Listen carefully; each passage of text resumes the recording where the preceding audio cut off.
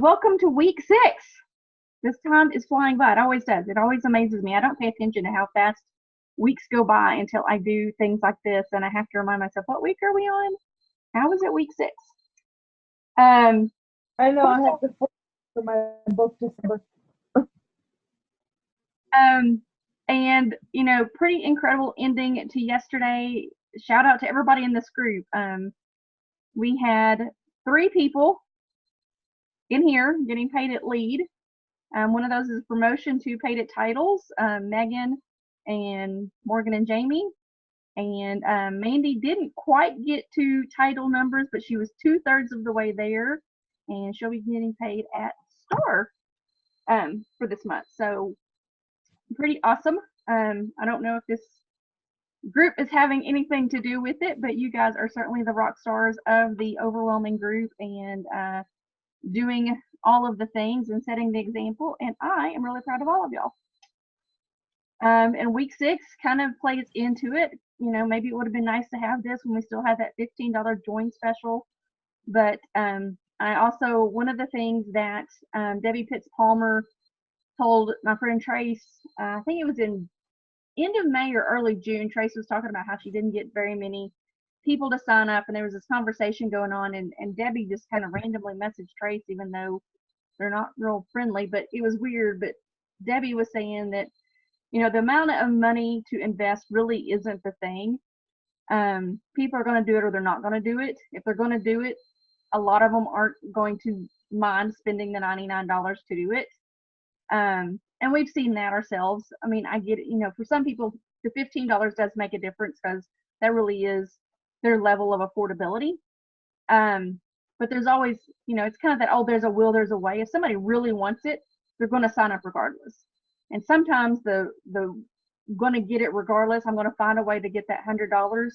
Those people are going to be more invested than the people that only invested $15 anyway. I will say our group did pretty well. We recruited 12 or 13 in May, and only 5 of those people canceled this morning. So I don't think that's too bad of odds. So we're clearly doing something right, and hopefully we will hang on to even more of the people that signed up in September, even though the number is lower. Maybe it's a more not that anybody's unquality, but maybe it's more people who are definitely invested in wanting to do something with it. So it's also still important to keep recruiting. Mary mentions it. Actually having a conversation with my friend Diana Dawkins last night. This is a numbers game. It really boils down to numbers, and there's no magic number to hit director. I know people who have hit director with 7 people on their team. I know people who have 77 people on their team, and they're struggling to get director numbers. So it's a numbers game. It's about who's working and who's not, and doesn't always have to do with that. There's not some magic number. I think officially the word out of home office is 30 to 40 people in fall and 50 to 60 in spring and summer to maintain director numbers. But again, it varies from group to group. I've talked to people a few times. I think I've probably talked to pretty much everybody in this group that hobbyists have a place. As frustrating as it may be that they're not doing more, that they're not getting 200 every month or every couple of months, they're doing their minimum 200 every 4 months. If you talk to people superstar director level, they're going to tell you that those hobbyists actually make up a really big chunk of their group wholesale volume. The key is you have to have a whole stinking bunch of them recruited every single month to have people who are on the will cancel every month, and those that don't want to cancel, not the people that don't care, that are like, well, fine, I'm going to give up. You got to have the people who want to do the 200 every 4 months. So I think there's something about if you recruit 2 a month every month for a year and honestly just keep that pace up. That's why that's kind of a goal. Cincy encourages is 2 a month. That's kind of why, because out of those 2 a month, you're going to have 1, 2, maybe a handful of potentials in your year, but you're going to keep having that cycle, that rotation of people who have to have their 200 and want to stay around, and they get their 200, and that builds that volume up. So let's talk a little bit about what Mary says about recruiting, work of the numbers, believing in everybody, relying on nobody. Obviously, we've all been in that situation. We can't make anybody make the decision to join, and we can't make anybody make the decision to work their business once they do join.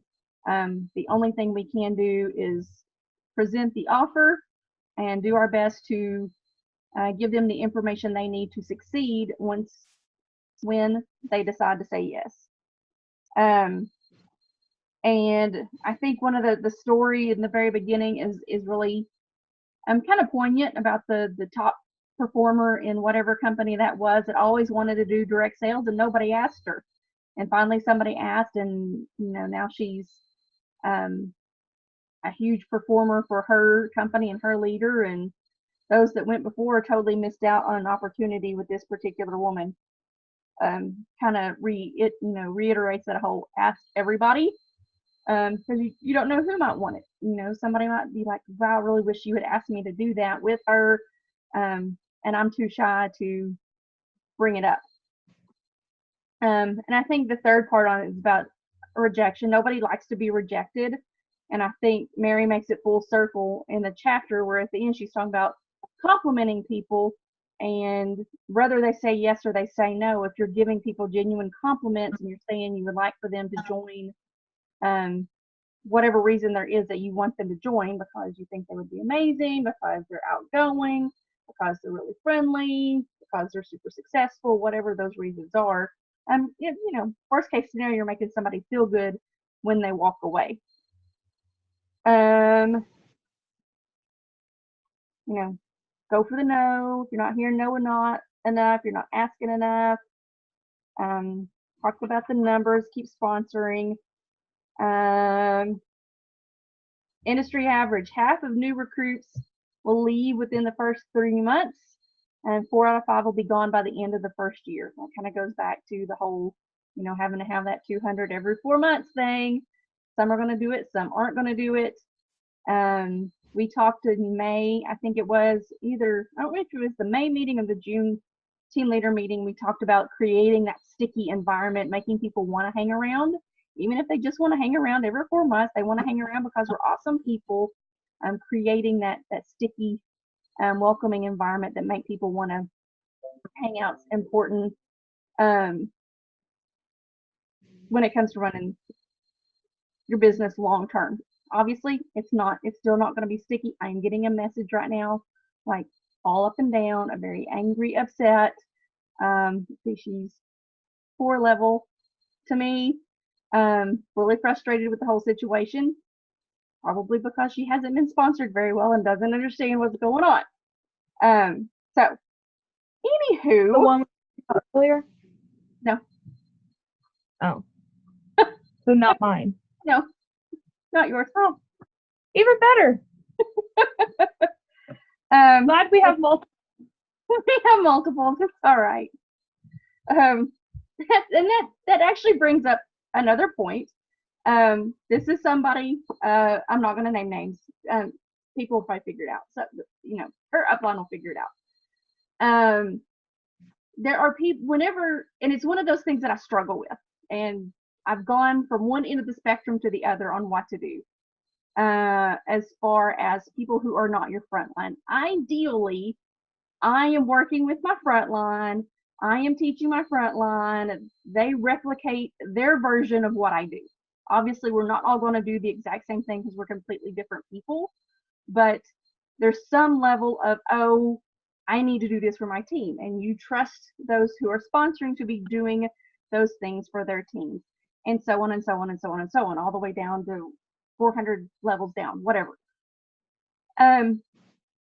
But I have found over the years that that doesn't always happen, and it's not always my front line or even my front line that aren't doing their thing. It's been on all levels, all over the place in my business, and I don't think my business has ever gone more than 5 or 6 levels, I think. But I mean, literally, in all sponsoring level, there's been people who aren't getting the basic information that they need, and you don't know that because you're trusting somebody to do their job.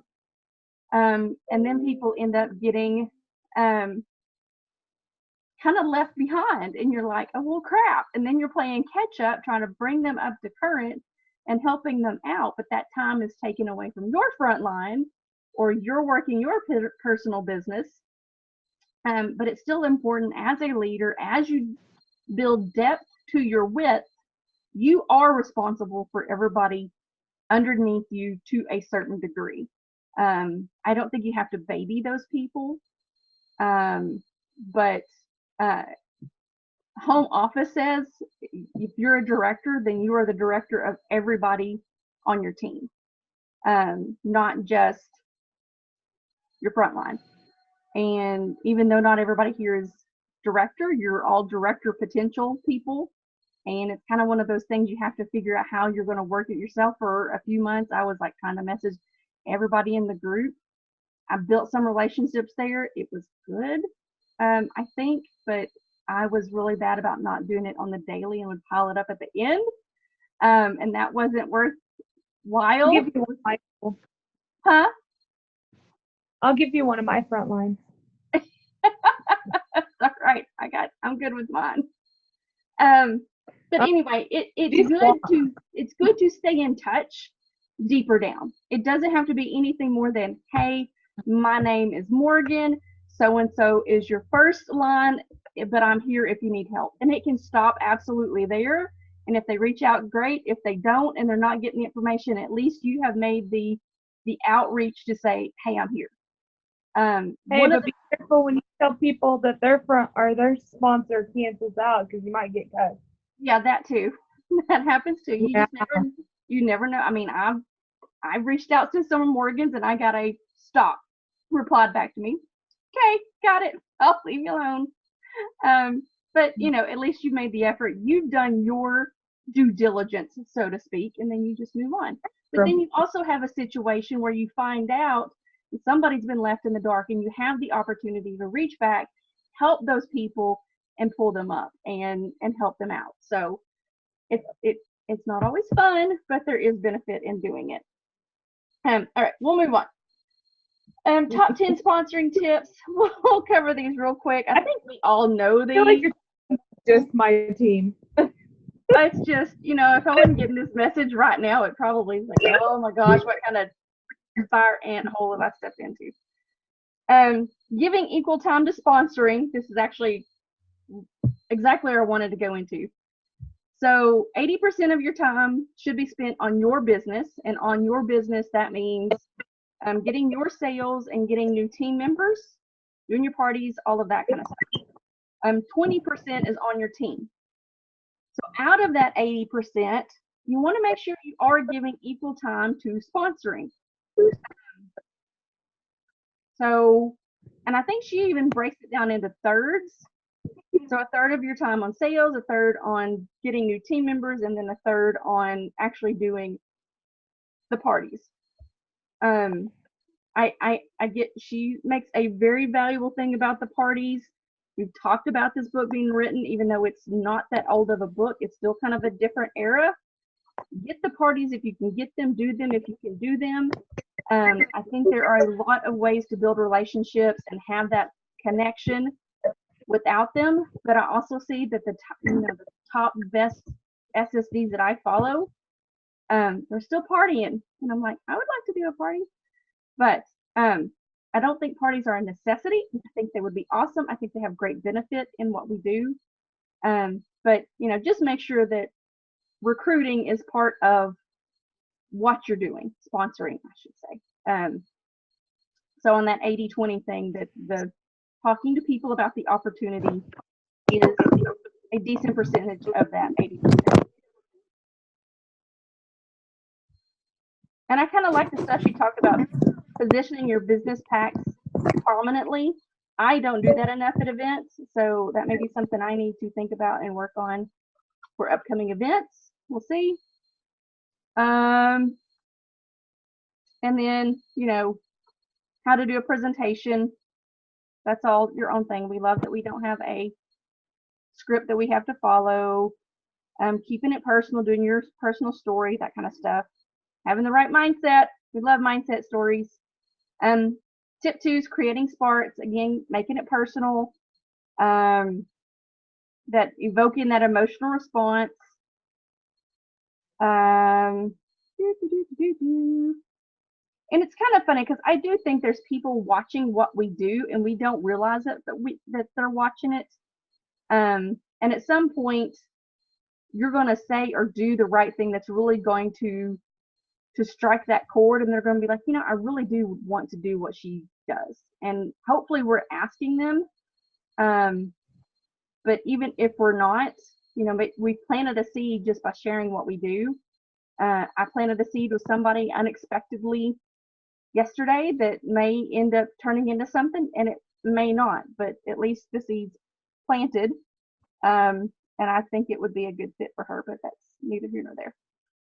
And I think part of that too comes to on making it, creating the sparks. You know, it's all about, like she said, finding the right person at the right time with the right spark. And goodness knows that's hard to do when you've got all the contacts that you come into contact with on a daily basis. And it leads right into tip 3. I kind of like the way that everything she talks about just flows right into the next tip. Get them to share their gap. One of the things I keep, Carrie Wilkerson talks to us a lot about is you are solving a problem for somebody. What problem are you solving? Whether you are looking at a product that you have to offer or you're looking at an opportunity that you have to offer, you're solving a problem. And that's kind of the direction you need to be thinking. What problem am I going to solve for this person? It's why you build relationships. You find out what their gap is. I wish Megan was on here because we had a little bit of this conversation late last week, and she's doing a really intentional job on social media of building relationships and seeing, being real intentional about seeing their posts, commenting on posts, building relationships, and seeing that gap, and privately saying, hey, I see this and you might like Scentsy because. She video about it too. Yes, she did. So I see this all the time, the interesting questions, awaken responses thing that's on page 62. I see this all the time on other Scentsy consultants pages. What would you do if you had an extra $1,000 this month? There will be 15, 20 of those on my newsfeed on payday. People starting earning trips later this year. What would you do if you got to go to Bermuda? Directors and above right now. Oh, if you could go to Hawaii in January, would you go? So, it's leading questions. You get a conversation going, kind of like us doing the candy teams thing. It's building that algorithm, and it's not directly, talking about Scentsy, but you get an opportunity somewhere in the thread to say, yeah, I could do this because, and it gets people thinking. But it's kind of a indirect way, the non-salesy, non-pushy way of making a case. Okay, so you make your potential list off of people that comment. Number 4, go after successful people. I think a lot of focus. Yeah, a lot of focus is on moms and a lot of focus is on millennials right now. Direct sales really plays into some level of the so-called millennial mindset of wanting freedom and flexibility. But I heard from someone who is, I think she's in her 50s, but she was saying that she thinks that retirees or upcoming retirees is a really untapped market. These are people who have already been successful in business, but maybe they're a little bit nervous about where their 401ks or retirement plans are just from the recession from years ago. Maybe they haven't fully recovered from that, or maybe, what is it? 40 is the new 30 and 50 is the new 40 and so on. Maybe they're getting to be retirement age and they just don't want to sit around and do nothing, and they're looking for a gap. And Cincy can kind of feel that. It's a way to be social, and it's a way to make some extra money. It's a way to have a really nice tax break, because taxes are hard when you're retired. So that's another untapped market from what I hear. So don't hesitate to approach successful people. There are people who are Cincy consultants who are doctors and lawyers. It's just a little something extra for them to do. They may not need the money, but they enjoy it. It's something building for their future. And the news about student loans is absolutely crazy. And professional people who went to school for a whole lot of years have some crazy student loans that maybe this can help them pay that off sooner. Tip 5, don't spill the beans. I was really guilty about this for a long time, of saying too much too fast. Just give them little pieces at a time, what you think they need to hear, what you think is going to get them to ask questions, so that you're asking, so that you're appealing to their interest, not just what you know. Making it easy, giving them all of those reasons. There's a thing, I think it's in the marketing tab, top 10 reasons to join Cincy.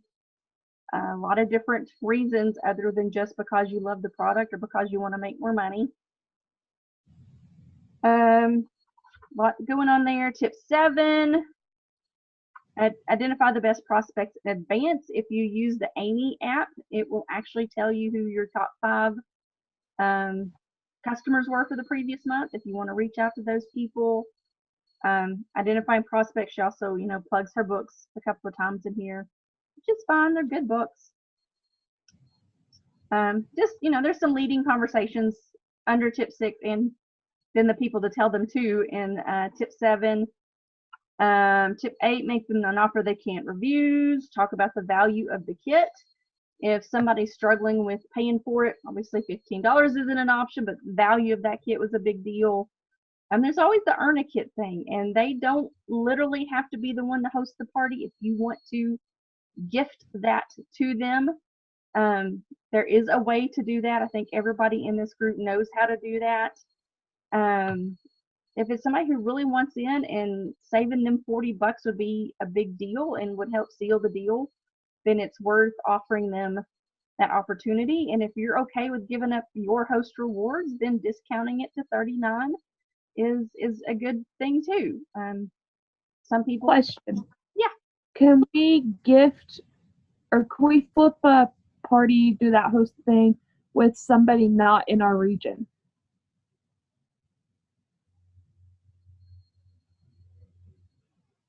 I think so. Because I know, I've talked to somebody in the UK, and I think Megan was talking to someone not in our region, if I remember correctly. So I didn't know. I will find out. I'll find out. I'm not 100% sure on it, but I don't see why you couldn't. But I will find out if the earn a kit is an option cross region. I mean, obviously you would have to have the appropriate, they used to call them cross-border agreements. Now it's like international whatever agreements, but there's the international agreements. $10 thing, yeah. Yeah. So I don't see why not. I know you could, like Canadian, region 1, which would be Canada and Mexico. So I don't see why you couldn't do that, but I will find out if you can do it outside of the region. That's good information to have in general. And then on top of that, the Netherlands is opening in 15 days. Genuine compliments, as we talked about at the top of it, that at the end of the day, if you can just make somebody feel better, there's value in that too. Even if they say no to the opportunity, just make it somebody feel good is a good thing. You know what I mean? And it's okay if they say no. And number 10, don't fear rejection. I'm horrible at that. I hate people telling me no. It's probably where my child gets it. but I really hate it because I am less of a asking everybody to join. I'm usually really particular. I'm asking people for a reason, and when they tell me, I'm like, dang it, if they could use this, or they need this, or this could be so powerful in their life, or whatever. So I'm bad at that. And I am also the world's worst about saying, I'll be here if you ever change your mind. I literally told somebody that yesterday. I think I said, well, Cincy and I aren't going anywhere. I think that was the words I used, but kind of the same thing. I still don't know why that's such an ouch, but anyway. I'm sure you get asked all the time. I think that's a good one too. And I actually have used that one before. I've told somebody, like, I'm sure you've been asked before. And, so whatever. Never forget, there's only one guarantee you can fail to sponsor. That is not to ask. So, our challenge for this past week, was to set a goal for how many join conversations we're going to have for the next month. And I set my goal at 20. Did you set one, Morgan? 17. That's how many days I'm not traveling this month. Awesome. Oh, that's right. And it's not a weekend. High-spaced. I'm trying to do, like I posted the 90-day sleigh in conjunction with the last 90 days that the Hollises are doing. And it's like 5 people a day. I know I won't do that because I know I won't do that. That's what my business with that program was. That's a lot of people. I did at least 30 conversations last month. It was hard. Yeah. Like, I'm not to that level yet. Yeah. And I mean, 20 is going to be a big deal, but that, that's like 5 a week. That's huge. But yeah, even on here, 5 posts every day. But I'm okay with that. If I'm doing most of the other stuff, I'll eventually come around to that maybe. But so it's not going to be a sleigh. It's going to be a 90-day hay. Anywho, I'm looking forward to it. I'm kind of scared though, but I'll make it work. What's our next chapter? Walk the talk. There we go. Okay, let me make sure I hit my talking points for week 6.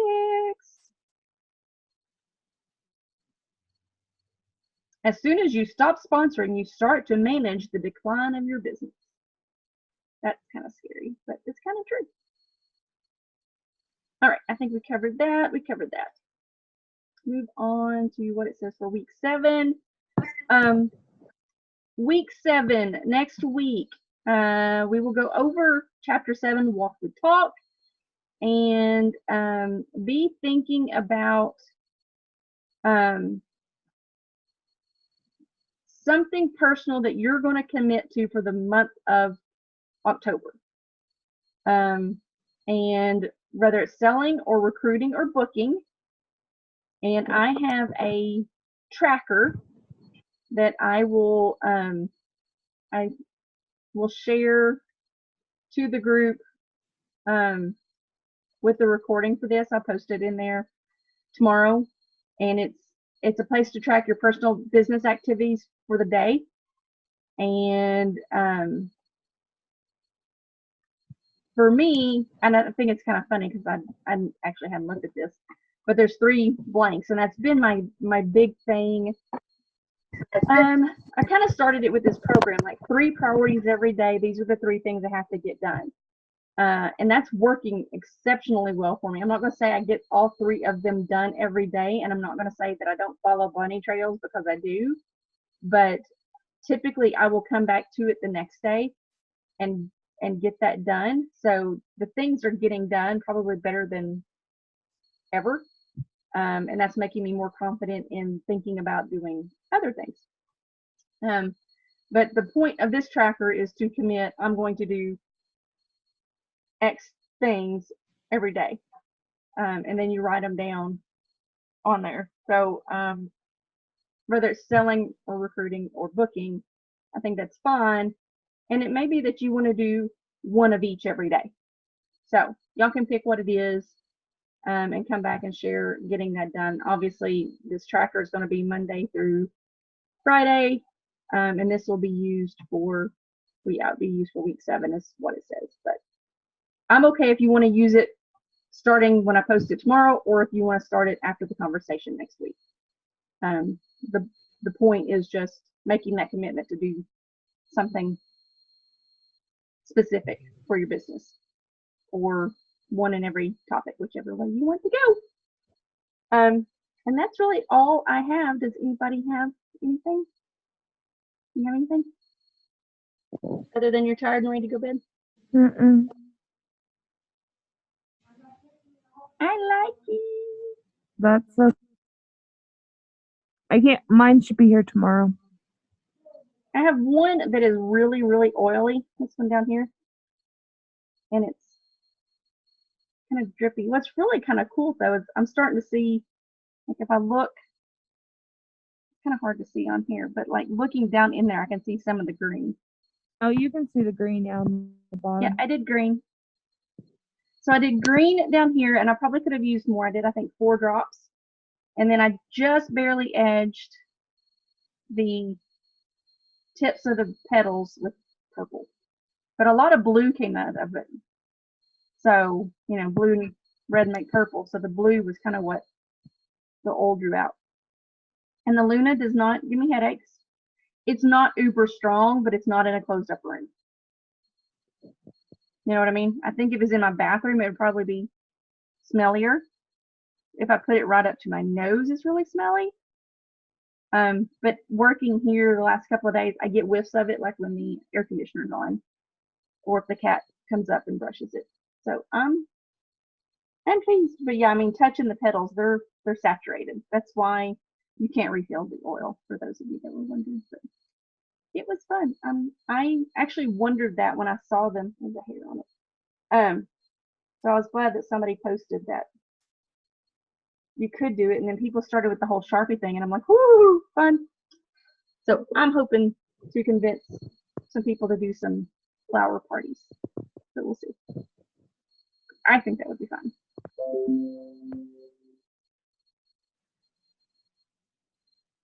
All right, Morgan, go get some rest. Everybody else, stay in touch. Have a great week, and I will see you all next week.